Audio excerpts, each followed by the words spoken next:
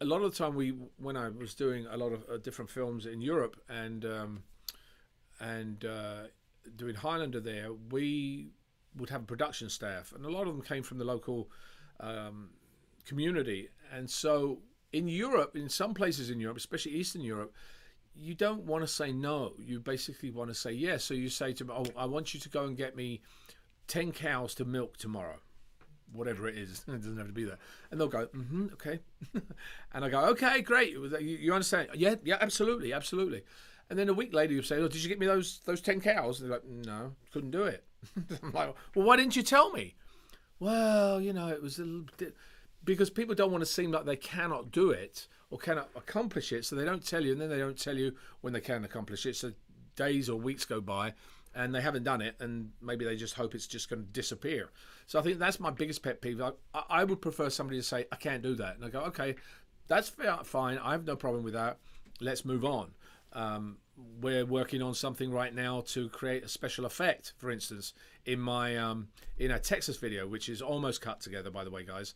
And we're trying to get a special effect put in there, a New York video. So not Texas, the New York video. The Texas one is in the process right now. And, what happened was somebody said, yeah, I can do it. And then they said, no, I can't do it. My editors looked at it. And then somebody else came in and said, well, I can't do it either. I don't mind that. It's okay. If you tell me you can't do it, it's fine. Rather than me waiting and waiting for you to figure out that you can't do it, rather than tell me earlier and then I can get it fixed in another direction. That to me is probably one of my largest pet peeves. Doesn't it bug you? Somebody says they can do something and they walk away and they don't do it, and they don't tell you they can't do it. Anyway, the Peace Fund, we are now currently working on. For those who don't know what the Peace Fund is, it's my charity organization that I started in 1997. And some of you, we've been talking about helping some of the refugees in the Ukraine. Logistically, it's a bit harder to do because some of them, we were looking at Hungary. And somebody's asking me about my projects as well, and I'm going to get to that in a second. Hungary is on the border with Ukraine, and there are a lot of refugees coming through. But we want to make sure we're partnering with the right person, so that any funds that we send or we bring to the people, that we know, that we basically know where the money's going. We always do that with the Peace Fund. We kind of basically tell people we want some sort of reply when we send you a figure. What did it get used on? Can we see the results of it? I mean, to a degree, you're trusting that person, although we've already done due diligence on the organization that we are working with. But you are, to a degree, kind of trying to figure out whether that organization is actually utilizing the funds. We had one fund in Pakistan that sent us nothing afterwards, and I'll never send anything to them again. They might have been a great organization, but they didn't follow up on what they were supposed to do. And that, again, it goes to the pet peeve. If we say we're going to do something, do it. And it's up to us to follow that up, to make sure that person does do it. But when they don't, with repeated things, and they start ghosting you, it's rather frustrating. And, obviously that means that relationship has just been severed. I think that's to go without question. But anyway, we're still looking for that partner. We had a partner at one point. We then realized that they were more of a corporate partner, and we're just giving the money back out to another organization. That's not what we wanted to do. We wanted to be in direct contact with somebody that was actually working on the ground, so to speak, in Ukraine. I find the situation there extremely frustrating, I think, for people in the West. I still have a very large project we're working on in Hungary right now. Some of you asked what's my next project. That's one of them, and this is on a much larger level than those of you are used to me being in, but it's not in front of the camera, it's behind the camera. So I can't say much about it because there are a lot of components in this, and it's been taking us 2 or 3 years to really get this, and now it looks like it's coming to fruition. But there have been issues sometimes with some of the investors that we've been working on, saying, well, it's very close to Ukraine. I mean, Ukraine's almost half the size of Europe, and it's in eastern Ukraine where the troubles are. And I really, there's not really very much likelihood that anything's going to happen to Hungary at that point. But some people are still fearful. A lot of Americans, for instance, know nothing about Europe. They don't know where Hungary or Ukraine is. They just know it's happening over there, and that's fine because it's not really going to do anything. I actually went to the beach yesterday, and I heard some guy joke about the fact that well, any time now Ukraine will be part of Russia, this type of thing. And I'm thinking, yeah, but all these people are dying, and I don't find it funny. There are thousands and thousands of people that have died in this conflict already, and I just don't find it funny that this war is going on at all. I get the point. Some people make jokes, but sometimes it's just a little bit much for me. Anyway, just personally. Renee, happy birthday on the 31st, by the way. On the 13th, sorry, not 31st. I just thought I'd mention that. That was just put up on my board in front of me here. I'm trying to see how much elapsed time we've had so far, but I'm not quite sure. But anyway, we'll get to that in a second. My birthday's coming up too. Yeah, I said that already. Terrible that. Somebody else asked who my favourite bad guy is. Now, that's a very long list in a sense.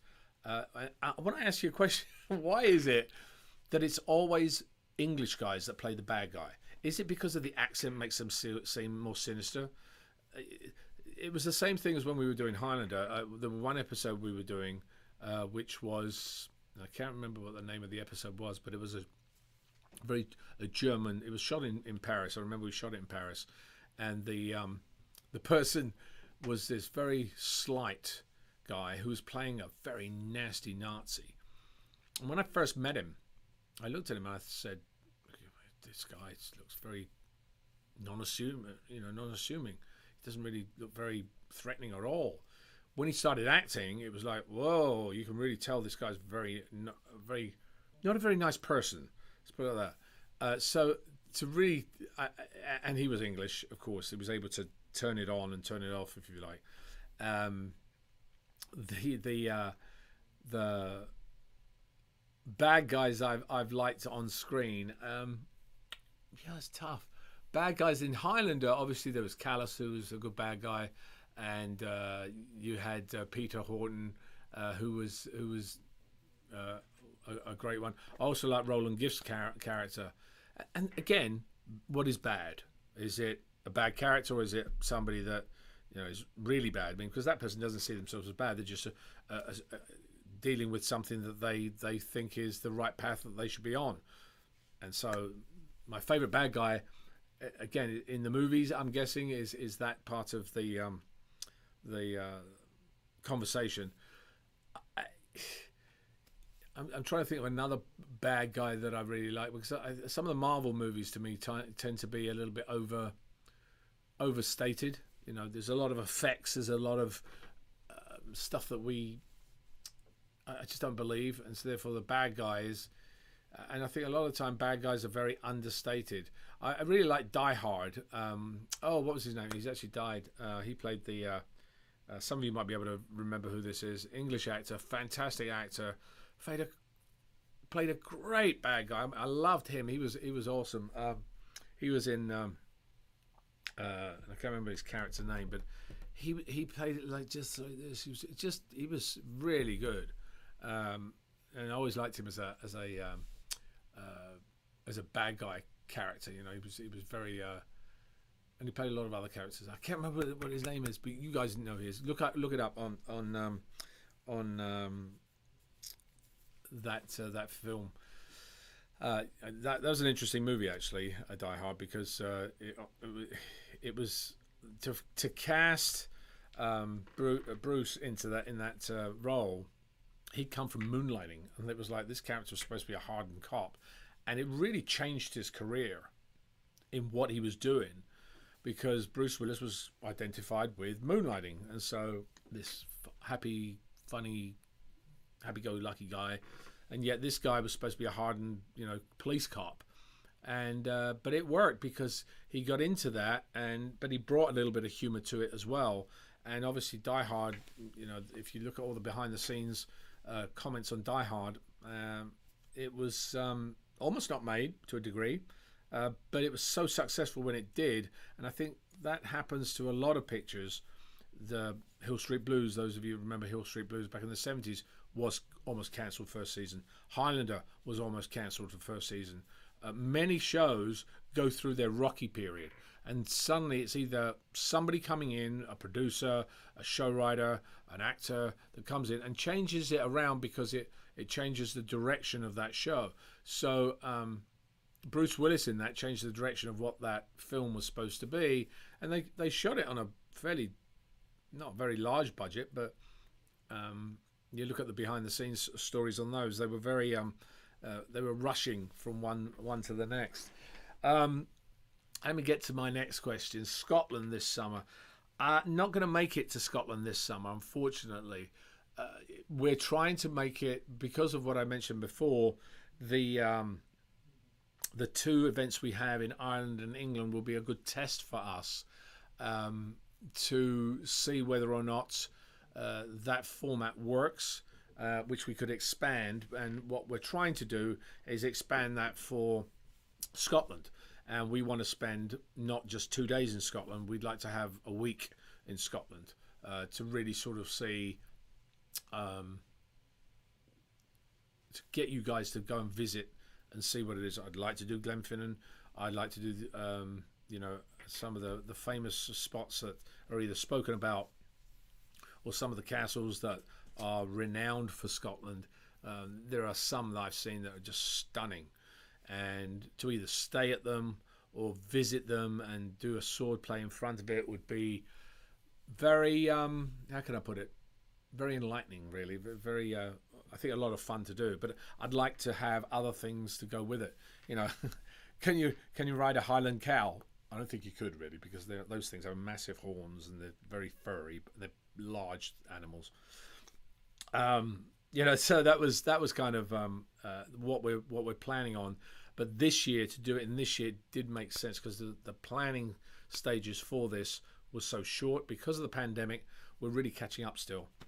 Last year we were catching up, and this year I realise we're catching up.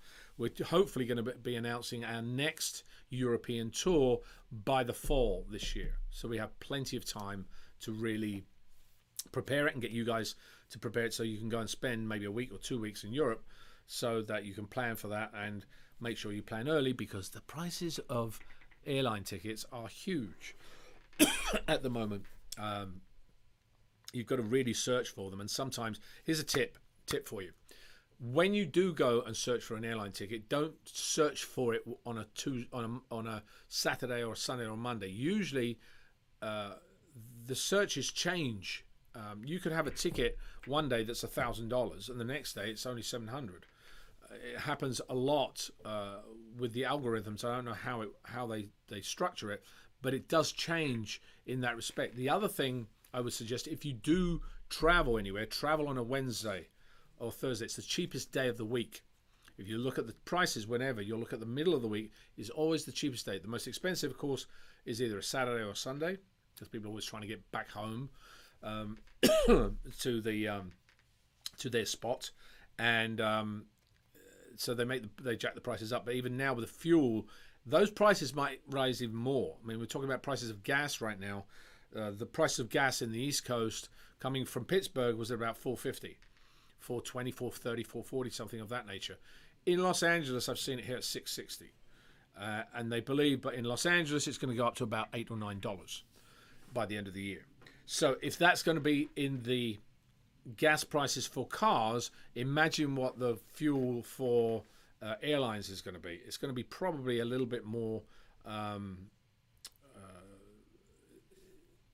It's going to correlate to that a little bit more. So hopefully it doesn't raise them too much, because my sword experience is going to cost me a lot more money, and that's what happens. So I put something out, and it might be in my vlog, because those of you that listen to my vlog on a daily view, I see things that happen during the day and I comment on them. And for instance, I went to Pittsburgh this weekend, and as they normally do, there's the valet parking charge, $25 for valet parking. Then it went up to 35 for the following day. I'm like, what, did somebody like change the lighting in the parking garage or something? No, it's because it's Saturday night. We'll just jack the price up because people want them. And I thought to myself, I don't remember prices. Valet parking might have been $15 at one point, you know, maybe not that many years ago either. And now it's $25 and $35 to valet park it. Same thing as airport parking. Airport parking at LAX went from $25 to $30 to $40. I don't know if it's gone up again, but where does it say that the costs of actually parking your car in a structure that has been there for years now costs more than it did a year ago?